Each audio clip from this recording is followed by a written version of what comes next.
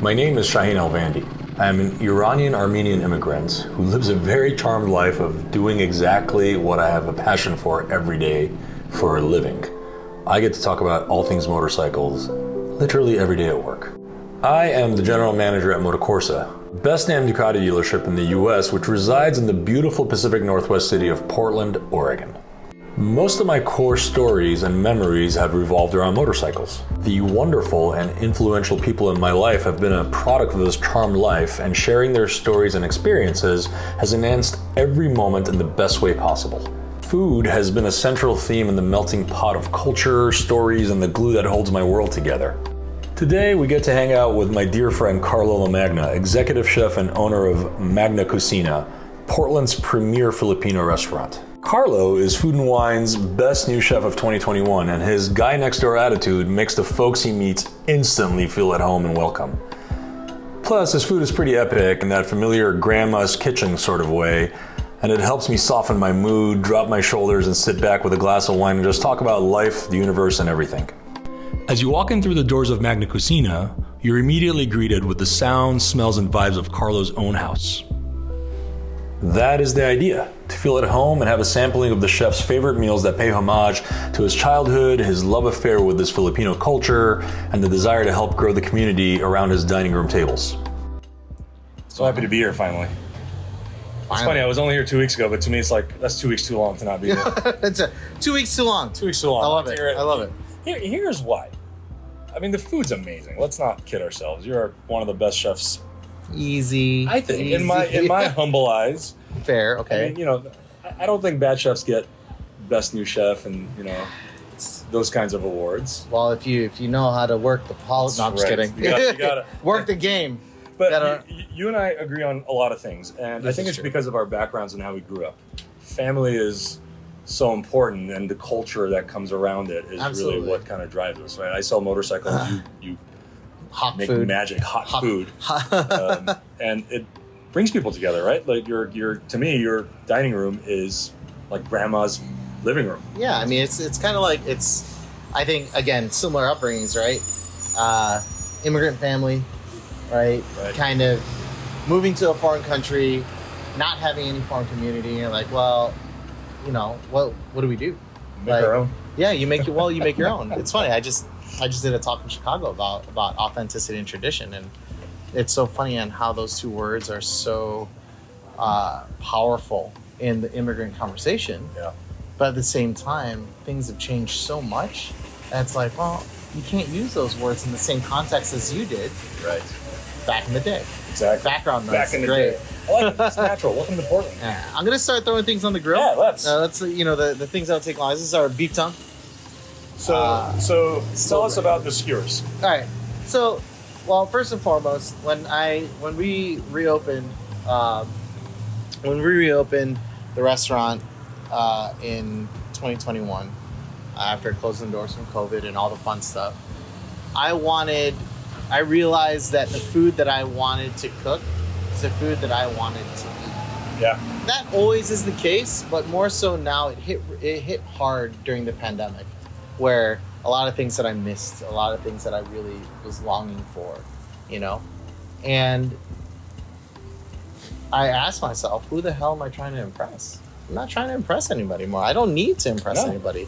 I'm happy where I am. I'm happy in the food that I give, and it makes me happy to be able to do that, So the skewer section is really reminiscent of street food in the Philippines, and I thought it was just this thing that was just super important for me to have, right? Yeah. Because right now, as we're sitting here, the smell of the meat on there.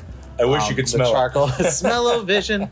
Like the smell of the charcoal, like you were saying earlier, kind of ignites this memory, right? It does. It triggers this physical,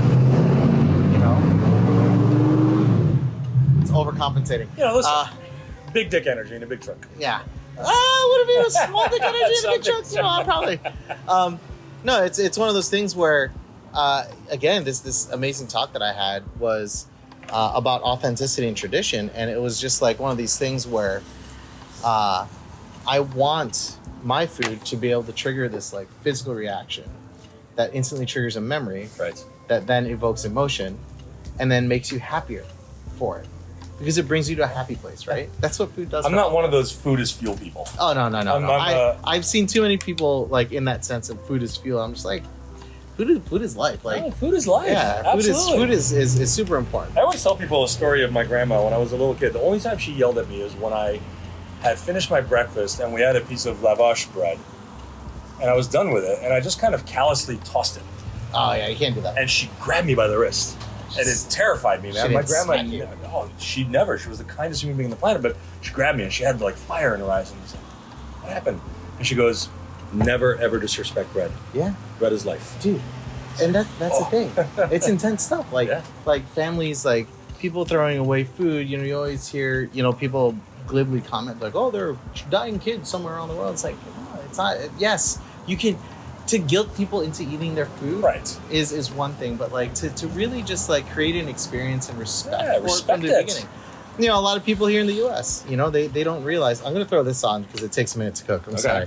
No. So this is our little How duck, dare you? our duck breast Oof. that we marinate tocino style in the Philippines. In the Philippines, tocino is this breakfast meat, Oh, usually wow. made with pork belly, but we use the same spices and we throw it right onto the duck breast because I love duck. I love duck. It's one of my favorites. Same here.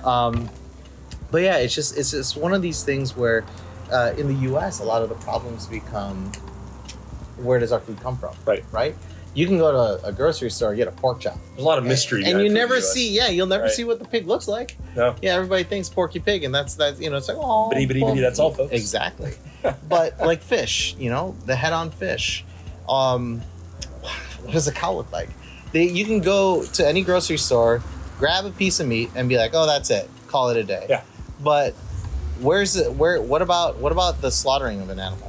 What about the ceremony of killing an animal utilizing all its parts? Right. People get grossed out, you know, a lot of times. And I'm going to throw this next one on, and this is a great example. Yeah, that one really makes some people go ick. But So this is isaw. This is pork bung, or the kind of the larger intestine of the pork. A lot of people are go ick because they're like, oh, it's an intestine, you know, shit, all this stuff. But where do you think, where do you think all these parts go? You eat hot dogs, you eat sausages. You're eating an intestine, right. you know. But this stuff in its natural form is amazing. There's so many amazing flavors that happen on this, you know. I think the more you get to know your food, the more you'll respect it, and the more you'll treat it kindly. And by kindly, I don't mean like walk up to it and thank it, but understand what you're cooking and not waste it. Yeah. And eat it with pleasure, knowing that it went through this entire process from start to finish Yeah. to end up here on your But table. why not thank it? You You know, want to. why not? Yeah, why absolutely. not? You know, when I was 12, is the first time I ever slaughtered an animal. Like, it's the first time I ever killed a pig, and that's an intense situation for a 12-year-old. That's a huge deal. And I had nightmares. Like, I was vegetarian for like 3 days. Yeah, 3 whole days. 3 whole days. Longest 72 hours of your life. Longest. But it triggered this line of thought process that I guarantee you a lot of 12-year-olds don't go through. It was, man, where does our food come from? Right. How does this happen? Like, Is this man, normal? Is this how it is this normal? Is Yeah. this real life? Is this what happens when, you know, is this where our food comes from? Because you got to remember, I grew up in Detroit originally. Then I moved to the Philippines. It wasn't vice versa. Talk about a culture shock. Culture shock on many different levels, man. And that's, oh yeah, look at that. That's beautiful. All the fat from that skin starting to render and drip. Oh yeah. So it's like finding the right spot for We it need to to hang figure out. out the magic of television, smell-o-vision. You know, if we could do that, we'd be so rich. We would be so rich. I mean, we're rich in character right now, but that's we're rich in many different ways. It's true. So yeah, it's just one of those things where it's like, where all this food comes from a specific place. Why is it that when I came back to the U.S., nothing, nobody gave a shit. No. It's like, Nobody knows. but it's sad though, because It's like movie magic. Just assume it happens. yeah, and it's sad because what happens is all this stuff gets thrown out. Yeah. You know, and or go, you know, people are there's this, you know, Fear Factor did a great job in in being, in demonizing a lot of different stuff. Yeah, very much. And that's the thing for me. It was like, oh yeah, I saw stuff that I grew up eating. I'm like, oh, I would totally kill it on Fear Factor, because it's win that. yeah, I would be like, oh, I would love that. That would be delicious. So we're kind of moving the skewers around, kind of different heat zones, and trying to get different levels of char and heat on all this. No, Get back here. Don't run away from us. fine. But it's always nice. We're gonna throw on some. We'll throw on the next. We'll do some veggies. So these are shishito peppers. Oof. Nice little vegetable skewer Sweet little pepper. that we then put a little bit of tamarind powder and a little bit of togarashi on there, because a little bit of added spice, because shishitos aren't naturally spicy. Maybe No. 1 in 100. Sometimes, yeah. Once in a while, there's an angry one in there. You're gonna get a sucker. Let me ask you a question. Yeah. As an immigrant restaurateur, a business owner, what are you finding to be a regular, let's call it a hardship? What is the frustrating thing you have to deal with? You know what? And Honestly, do you think it's unique to an immigrant restaurateur, or is it a restaurateur thing in general? I think one. All right, so I took it off the skewer. Nice. We're just gonna use our fingers. Oh yeah, that's how cool we that's are. how we're supposed to do it. Yeah. Oh, that guy's going. I think the hardships of a restaurant in general, are prevalent. Food costs, Right. Supply chain issues right now. But then, of course, there's a trickle down effect, because not only am I a restaurant owner, and the economics of a restaurant are terrible, Right. especially right now, it trickles down to being a restaurant owner, being a chef, then being an immigrant, serving ethnic food. Right. So, the hardships outside of just having a restaurant, please dig in, Oh. by the way. The hardships of, that's hot. Hardships of having a restaurant already in there, but then you compound issues of racism, of discrimination, all these different things. So this dipping sauce is Sinamak. How can there be racism around something that tastes so good? Well, easily. Real easy. Oh man. I have beef tongue. Got to make sure we save some for our crew. That sucks. It's terrible. Serve that only to You me. don't want that. Only serve that to me from now on. No, you're Nobody good. else can You're buy good. it. Sorry. It's for your own good people. Yeah, it's just one of those things where those issues become very prevalent and very in your face when dealing with that. It's just one of those things that's just like, it sucks to have to deal with all Yeah. that, but you do. And you learn how. You adapt and you overcome and you become better. Right. Because I don't care. I'll tell somebody to get the hell out of the I've known you for a while now, and you're one of my favorite people because you don't censor yourself. I can't. You're a very passionate person, and it proves itself constantly over your food, but throw a also little bit. in your words. And I think a lot of people don't realize that this isn't easy. Serving food, it's not easy. No. You may think I could do that. You can't please everyone. You can't please everyone. Oh, this is going to be a good. Oh I'm my goodness, so that is super beautiful. excited about that one. I'll let that render a little bit more. Right. But at the end of the day, I'm in the business of pleasure. I'm in the business of happiness, satisfaction. Right. Whether it's satiating an appetite or connecting emotionally with people on food, or just having a hell of a good time. I get it. That's I totally our understand. job, That makes right? perfect sense to me. But You- just like community for both of us, right? It's super important. One, coming from immigrant families, what we do is very specialized in a sense where with motorcycles, it's very specific. Like Right. there's a great community around riding, Right. right? So I Right. see people in groups all the time.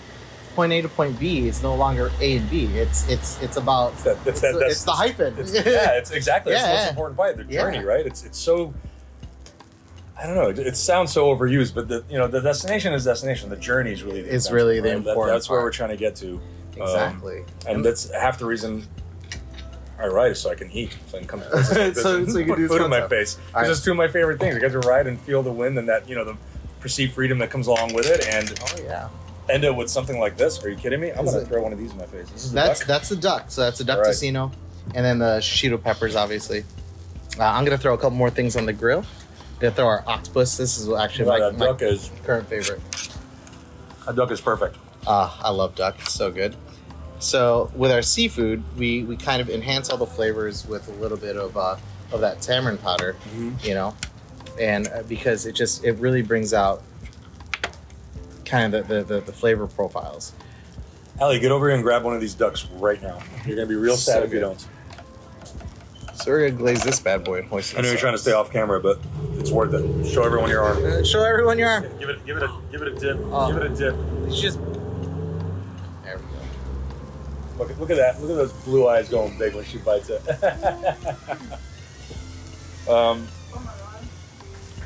I think it's interesting because we live in Portland, Oregon, and Portland is. I've noticed in the 7 years I've been here that it's been really trying very hard to embrace the ethnic food scene. Sure. But you know, anytime I tell somebody, dude, one of my favorite restaurants is a Filipino restaurant, and they cock their heads at me like, wait, what? Like street food? Not necessarily. And it's been such a pleasure to bring my Filipino friends here and watch them eat your food, and they just sit back and go, oh my God, I'm at grandma's house. Oh yeah. This is the most comforting food on the planet. And I feel like if I was in your shoes and I heard someone say that, my heart would explode just with joy. Like, that's what I'm trying to do. I'm trying to let you have a piece of my home, a piece of my heart every time I serve you something. I think that, I mean, for those people that are unfamiliar with the cuisine, my biggest job has always been to create this make an impact on you, right? Like, if you've never had Filipino food in your entire life, I want to make an impact. Just be like, that food is good. It's amazing. And I want to come back. Right. Now, that's the easy one. The hard one is, if you're familiar with the cuisine, Right. is to break your preconceived notion of what Filipino food is, but at the same time connecting with you on a much more emotional level, which is hard to do. So if you grew up eating Filipino food, you already have this opinion about it. Right. So how do I break that opinion without? How do I tell you you don't know Filipino food yet? It's like an opinion mixed in with entitlement and expectation. Yep. And those are all difficult things. Do you find your Filipino fans, or at least the ones that haven't met you yet, to be your biggest critic? Oh yeah, absolutely. Oh yeah, Filipinos. Yeah, I'm going for the good stuff. go for it. Oh, this. Oh, I mean, it just melts in your mouth. Oh yeah, fatty, crunchy, Mm-hmm. flavorful, tender. I mean this in the best way possible. It tastes like the farm. Yeah, I like that taste. That's why I like goat cheese. That's why I like stuff like that. funk. Funk. That's it. The funk. That's all you need is a little But it's funk like, in you your know, life. that good old-fashioned jazz funk, man. It makes Yeah. you happy. You're dancing. Oh yeah, this Um, is and that's the important part. Like, to me, that's one of those things where scallops are so delicate. They delicate. always stick to the freaking grill. Always pisses me off. You got to speak softly to the scallops. They're delicate. They have feelings. They have feelings. They have a feeling. I tend to be guilty as an Iranian of harshly judging Persian food places. Yeah. And so I get it because I have certain expectations and entitlement about what a kebab is supposed to taste like, how Yeah. good a rice is supposed to be. Yeah. You know, what a khoresh, which is our stew dish, is supposed to be like. Yeah. And how dare you do it not the way I want it to be, even though it's your expression, right? Well, that's the thing, right? I mean, we're all guilty of that. I'm Right. guilty of that, even to this day. But I'm guilty on a different level. I'm guilty on a chef level, in the sense like, all right, let's see how good your food really is. Right. Which is not a good way to sometimes, but it's a thing. Look at my imperfect grilling. This is why my skills wife here. is terrified of cooking food for our chef friends. And Here's it's funny the- because all of our chef friends love nothing more than somebody else cooking for them. Well, that's the thing. That's the other big thing is that I will judge you if you are one, either self-proclaiming or people are be like, oh my god, this is the best food in the world. Right. I do that. I'm well aware of that too in my situation, where people think of that. Sorry, I'm just like nitpicking at my girl now, and I get it because it's a real thing, right? But as a chef, like I don't complain. If someone's cooking for me, I told you this before. Someone could make a grilled cheese for me, and I'll be happy. Grilled cheese tomato soup Oh, from a man. can, call it. First of all, it's one of the best food groups on the planet. I'm in. Oh yeah, here we go. I remember when I moved to America and I had grilled cheese tomato soup not long after I moved here, and it's like the angels saying, "What is this?" Oh, What is yeah. this cheese? My mom's like, it's not real cheese. It's a, first of all, get to know, They kid. call this American cheese. This is a cheese product. This is a cheese-like Just a item. sodium bomb that melts in your mouth, and who doesn't love sodium as much as me? I don't know. I love that stuff. All right, so- Tiber scallops. Oh, Yeah, Allie, get in here. barely cooked. Allie, get in here. Oh. Mm-hmm. Oh my god. There it is. Simple. Oh, Your octopus. food, I find myself more often than not, and I feel like your kitchen staff hears me and just kind of tilts their head. I mean, every time I take a bite of something, especially if I haven't had it here yet, the proclamation that I make is, what the fuck? Yep, Every that time. happens 9 times out of 10. That's okay. Oh yeah, that octopus right there. That's for you. Oh, jeez. I Octopus. love octopus I do too. I have a little bit of a guilt eating octopus. I feel like because they're it's so such a- smart. Uh-huh. But it's so good. Yeah. I don't have any guilt. You know what? It's. I get it. You know, people will be mad at me for saying this, but look, who was that smart? It wouldn't get caught. It's smart enough. I said that once to my wife, and she just gave me the... She laughed a little, but also glared at me. Right. I get glare all the time. I'll deal with it. Like I said, respect your food. Mm-hmm. Thank you, octopus, for being amazing. Yeah, I'm not gonna be an asshole, but it is what it is. Like, I do believe that certain food should be seasonal. Like, I wholeheartedly love foie gras so much, but I think foie gras was supposed to be a seasonal dish. Well, so Because the goose gorges itself in my head. Yeah, it does. So there's this preconceived notion that foie gras is this evil thing. So these are king oyster mushrooms in hoisin sauce. Go for it. I want to So- dip this. It's so beautiful. I may not dip it. I will. Nope. Perfect. See, for me, Oh. Allie, get in here. Ma, Ma! Meatloaf! let's do it. I think you want one of these. It's so stinking good. It's a baller. It's hot. I feel sorry for people who don't like mushrooms. Yeah, I really do too. You got an audible oh my god out of Allie's mouth. I like it. I like it. So I think for me a lot of it it's like, so I cook seasonally. Like I try to at least, especially with vegetables. Nothing tastes better than in its peak. Right. And foie gras, going back to the controversial ingredient. When you talk about foie gras, you have to understand that process is centuries old. Right. Ancient Egyptians rocking it out. It's a street food in Israel. Wow. House. You just grill it. Gorgeous duck liver. Nothing fancy. Probably like, Just $3. liver, right? Just liver. Yeah. But it got a bad rap because of how they kind of streamlined the process earlier on, in fattening and force feeding the goose. What we have to understand though is that it's not like they're throwing everything away. Animal cruelty, sure. There's some people that will proclaim animal cruelty in some way, shape, or form. But in all honesty, it's actually a means of survival back then.